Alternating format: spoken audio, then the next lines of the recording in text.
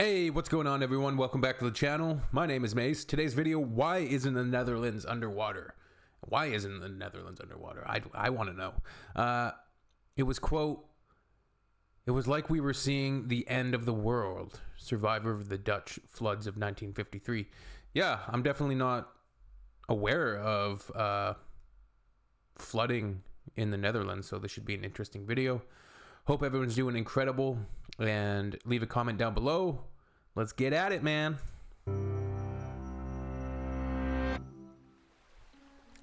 In January of 1953, a tidal surge shook the North Sea. The titanic waves flooded the Dutch coastline, killing almost 2,000 people. Holy shit. 54 years later. That's always a worry, and I've seen people, express their anxieties about living on Vancouver Island. It's not so bad for myself because I'm on the East Coast side of the island, but people who are on the West Coast side, if the big one hits, the big earthquake, the Cascadia conduction or abduction zone, whatever abduction zone, the Cascadia plate zone that's colliding with the North American plate, when the big one happens, there's going to be a big tidal wave. So you got to be able to understand where you should go, and I think people's emergency preparedness is important. Later, a similar storm threatened the region, but this time, the Netherlands were ready. As the water swelled, state-of-the-art computer sensors activated emergency protocols. Over the next 30 minutes, a pair of 240-meter steel arms swung shut, protecting the channel ahead. Using 680-ton ball joints, the barrier moved in rhythm with the shifting wind and waves. Whoa. By morning, the storm had passed with minimal flooding. The first field activation of the Maeslantkering had been a resounding success. As one of the planet's largest mobile structures, this storm surge barrier is a marvel of human engineering. But I want to see it in real pictures. The Maeslantkering is just one part of a massive interlocking system of water controls known as the Delta Works, the most sophisticated flood prevention project in the world. The Netherlands has a long history with water management. The country lies along the delta of 3 major European rivers, and nearly a quarter of its territory is below sea level. Wow. This geography makes the region extremely prone to flooding. So much so that some of the earliest Dutch governing bodies were informal water boards that coordinated flood protection projects. But after the storms of 1953, the Dutch government took more official measures.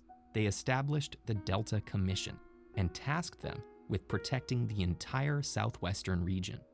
Focusing on densely populated the Delta cities, Commission. Their aim. This is interesting because I believe Vancouver and certainly portions of Richmond are on a delta, and it's very like marshy type of land. Even like where the airport sits, I think it's like interesting to think, but crazy that these portions of the Netherlands are actually below sea level. Aim was to reduce the annual odds of flooding below 1 in 10,000, about 100 times as safe as the average coastal city. Accomplishing this lofty goal required various infrastructure projects along the southwestern coast. The first line of defense was to dam the region's flood-prone estuaries. These large inlets fed many of the country's rivers into the North Sea, and during storms, they allowed floodwater to surge inland. Using a series of dams, the Delta Commission transformed these estuaries into expansive lakes that serve as nature preserves and community parks. However, this solution wouldn't work for the Nieuwe Waterweg. As the lifeblood of the local shipping industry, this passage had to be kept open in safe conditions. There's been a lot of environmental considerations, I suppose, right? Because estuaries are usually very sensitive environmental areas for wildlife and things like that, right? And barricaded during storm surges. In 1998, the completed Maeslantkering provided the flexible protection necessary. Alongside additional barriers like grassy dikes and concrete seawalls, these fortifications made up the bulk of the Delta Works project, which was primarily focused on holding back ocean storms. But in the following decades, the Dutch pursued additional plans to complement the Delta Works and protect against floods further inland. Under the Room for the River plan, it's a lot of farms and infrastructural dikes were relocated ingenuity away from the shore. This left more space for water to collect in low-lying floodplains, creating reservoirs and habitats for local wildlife. This strategic retreat not only decreased flood risk, but allowed for the redeveloped settlements to be built more densely and sustainably. Perhaps no city embodies the Netherlands' multi-pronged approach to water management as much as Rotterdam, a thriving city almost entirely below sea level. When a storm threatens, densely populated older districts are protected by traditional dikes. Meanwhile, newer districts have been artificially elevated, often sporting green roofs that store rainwater. Numerous structures around the city transform into water storage facilities, including parking garages and plazas, which normally serve as theaters and sports arenas. Meanwhile, in the harbor, floating pavilions rise with the water level. These are the first of several planned amphibious structures, some of which house water purification systems and solar collectors. I gotta go look into the real pictures and images of these places. That's super cool. Amphibious structures? What? These strategies are just some of the technologies and policies that have put the Netherlands at the cutting edge of water management. The country continues to find new ways to make cities more resilient to natural disasters. And as the rising sea levels caused by climate change threaten low-lying cities across the world, the Netherlands offers an exceptional example of how to go with the flow. As climate change causes natural disasters to become more, disastrous, how can we build smarter, more resilient cities and towns? Explore how we use physics. Cool. I want to look into this a little bit. Let's see, like Rotterdam amphibious building.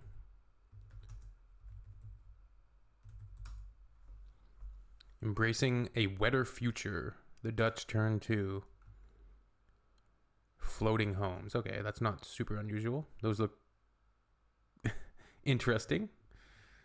When a heavy storm hit in October, residents of the floating community of Schoenschip in Amsterdam had little doubt they could ride it out. Whoa. Cool.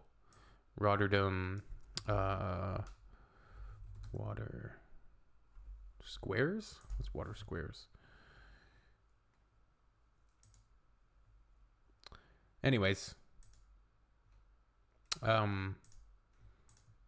incredibly, I want to know about that dam though. The Netherlands.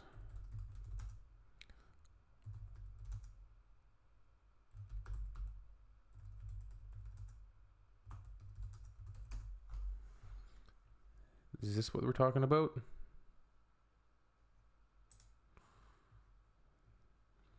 The Afsluit. How do you pronounce this? Afsluitdijk. Afsluitdijk, okay. The Afsluitdijk, closure dike, is a major dam and causeway in the Netherlands. It was constructed between 1927 and 1932. I don't think this is the one. Yeah, this is okay. This is just like a natural dike. I wanted to look at the. Is it okay? The Delta Works. Let's see this. Okay, that's interesting. These are what we saw in the video.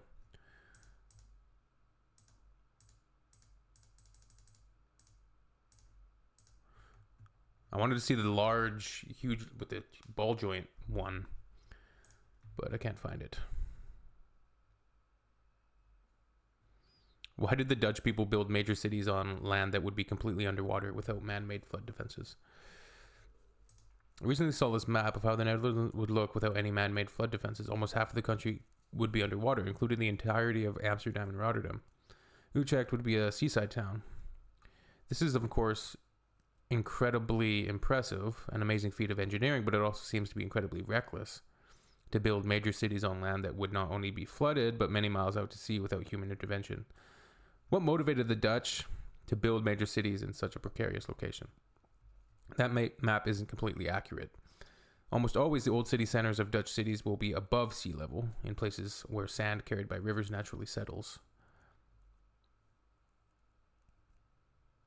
I don't think it's more dangerous than building cities on a fault line, like San Francisco or Reykjavik, or in the desert like Phoenix, or next to a volcano like Naples, or in an earthquake area like Italy or Turkey. If you're hit by an annual typhoon or hurricane like the Caribbean, Florida, Japan, or living among deadly spiders, snakes like Australians, I don't think the Aussies care that much about quote-unquote deadly spiders and snakes.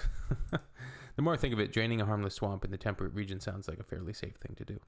Interesting. Leave a comment down below. We will see you on the next one, my friend.